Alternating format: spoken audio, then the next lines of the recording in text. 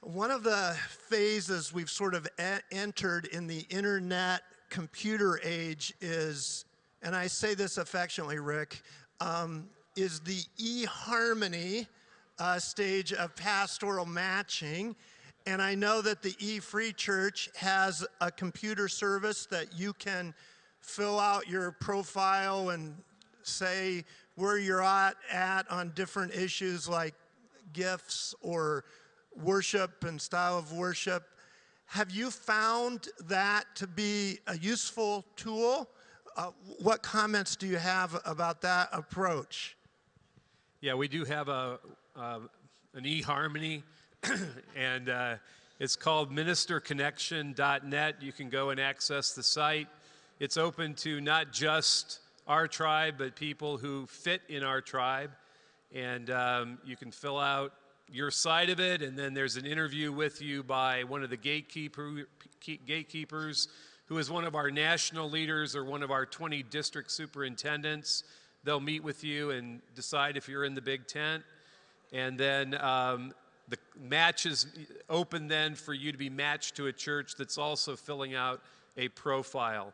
I think I saw on TV recently that, 10 or 20% of all marriages now started online. I think that might be about where we are, that maybe 10, maybe 20% of the matches that we have in the Evangelical Free Church can be tracked back to this website or some other one that's very similar to it. There's other websites out there, for instance, like Gordon Conwell has a website where they openly post all the job requests that come into them.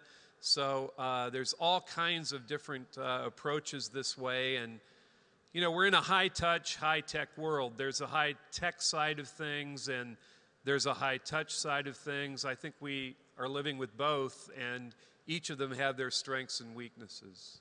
I'm passionate about biblical preaching, and I surveyed all the resources I could for pastoral search committees, pulpit nominating committees, and they had almost nothing to say about what you should look for in preaching. In fact, a lot of them explicitly downplay preaching. They say there's a lot more to being a pastor than preaching, and you ought to look for other things. And I mean, I couldn't believe it. Even one denominational publication that I read, I won't mention which denomination, Mark, but it said the only suggestion it had about evaluating preaching is rate the sermon on 10 things: use of humor, physical appearance, level of interest, and one of the 10 was use of scripture. Divide those by 10, and that's what you should score them on preaching. Another book I read suggested how you should go incognito to visit a church when you're looking for a pastor. You know, don't all sit together, spread out, that kind of thing. I would highly recommend to churches looking for a pastor that they read 9 marks of A Healthy Church, and the first mark is expository preaching. But I think you have more about that. I've been thinking about writing a little booklet called How to Find a Pastor, Guidelines for the Search, in which, but my problem with it, Chris, maybe you can help me with this. My problem with it is I've set it up all negatively, and I don't know that's going to sell well. You know, my inner sarcasm just comes out too much, so I got to pop it around and make it positive somehow. It's you guys that negative version, you though. spend We want to time hear in that the this UK. morning. You spend time in the UK. I mean, it's like Alistair. It just oozes out, right? Yeah, maybe so. Well, you know, one of the things I would say is that you got to realize that if churches were healthier, you'd never need to read a book like this. The last guy would have taken care of this before he left. Indeed, you would have realized that having the last guy help you take care of this was one of the most important parts of his ministry. So I would say the preacher is to prepare the congregation for the next guy. And then I have 8 chapters suggested, which I'll happily summarize for you if you want me to. They're called Enemies in View. Number 1, denominational leeches. Positive lesson, consider the self-interest of those who recommend. You know, I mean, there can be godly employees of denominations. You know, I'm sure all of us have worked for denominations one time or another. And, you know, but there can be, I have certainly experienced in Baptist life, guys who get a denominational paycheck, and what they want to make sure of is that your church keeps sending your money into their organization. They're not thinking of you surviving as a gospel-preaching congregation. They're thinking of you continuing to be a part of their organization. So take that into view. Number two, proud businessmen who hire a preacher for their church.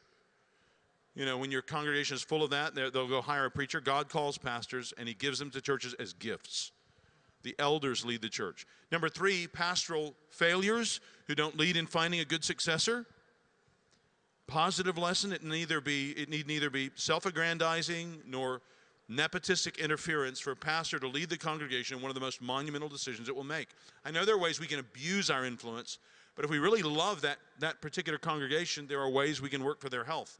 Number four, here's one of the most common ones, tournament hosts who want only the best for their church. Positive lesson, it is proud to think you need to have a good pastor who is better than other good pastors. Look one at a time for a brother that could serve you well. This is not a beauty pageant. Yeah, these are all brief. Number five, ageists. Positive lesson, God raises up young men who watch their life and doctrine closely and are gifted to teach his word publicly. Hire them when they're a cub. Let them chew things up around the house for a while, and you'll have a lion that loves you for life. Number six, resume lovers. And I had 300 rather than 200. 300 anonymous resumes rather than a reference from a trusted pastor. Positive lesson, find a church you like with a pastoral ministry you like and approach the pastor for a suggestion. Pursue that person until you're certain he would not be good. You'll save yourself a lot of time and energy. 7, stealers of successful pastors from other churches, which just encourages ladder climbing. I can't tell you how many phone calls at 9 Marks we've gotten like this over the years. Positive lesson, why do we think God loves our congregation more than the one we would take this pastor from? Why are we being so secretive? Does this suggest that something may be amiss? Do you know where your spouse is right now? That is, where was your pastor preaching last weekend? I had a pulpit search committee call me one time and tell me they were going to come up and, you know, look over. And I told them I wasn't interested, that I'd pray for them and give them advice. But they said they were going to come anyway because they didn't really believe me. I said, well, that's fine, but if you come, we will pray for you in the morning service. And they thought I was joking. Well, it got time for the pastoral prayer, and I said, and today we have with us the pulpit search committee, and I called out the name of the church from such a church. Would you all please stand? So I had them stand, and they had scattered around a little bit, you know. So I had them stand, and I just said, we are so thankful for this church and its ministry. We're going to be praying for them to find a good pastor. Let's do that now. Please, if you see them after the service, please speak to them and assure them of your prayers. You know. Number eight, MDiv requirers. Really? Have you seen how many people out there have MDivs? Yeah, I just completely don't believe that an MDiv is necessary to be a good pastor. But pushing back, or not pushing back, but balancing the one about, what did you call Rick? Denominate? I did not call him that. Okay.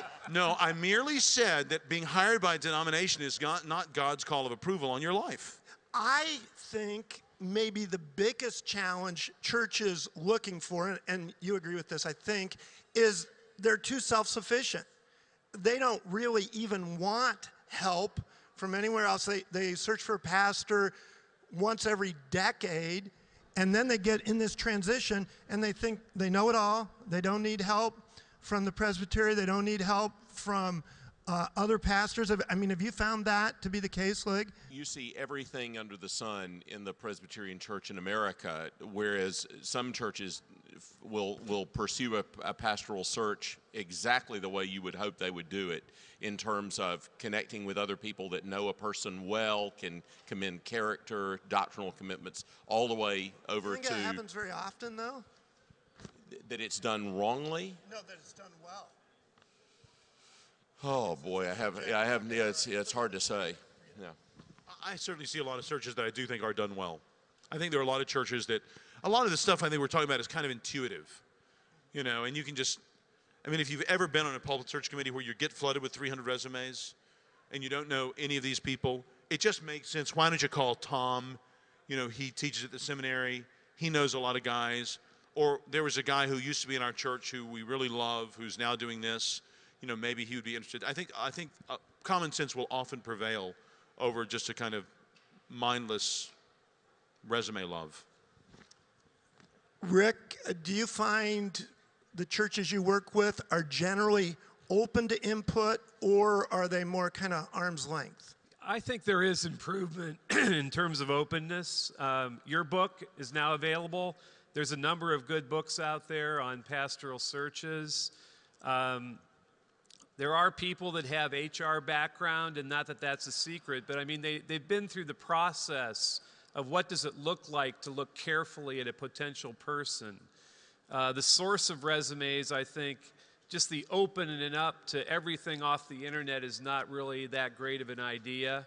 I think it's much more about going to people you trust and asking them for some recommendations. That's why that sponsor role is so important, because people that are broadly networked really do want to sponsor people who are ready for the next step, and they really believe in that person, and they'll give a good recommendation. And I think search committees are more and more attuned that way.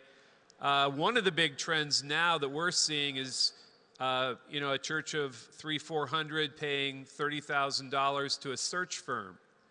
And then the search firm turns right around and contacts everybody that they should have contacted and talked to. They're actually doing that, and then they're taking people through a very careful HR process. So I'm not against search firms, but I am against churches just kind of delegating it to them and getting rid of the responsibility and thinking that an outside group is going to do it. I've watched churches spin for 2 and 3 years and still not finding a person. And I've seen other ones find just the right one because their network was broader. So I think search committees are getting wiser. There is more help out there. And I'm seeing healthier searches by and large, especially if they'll talk to the right people, as Mark was emphasizing.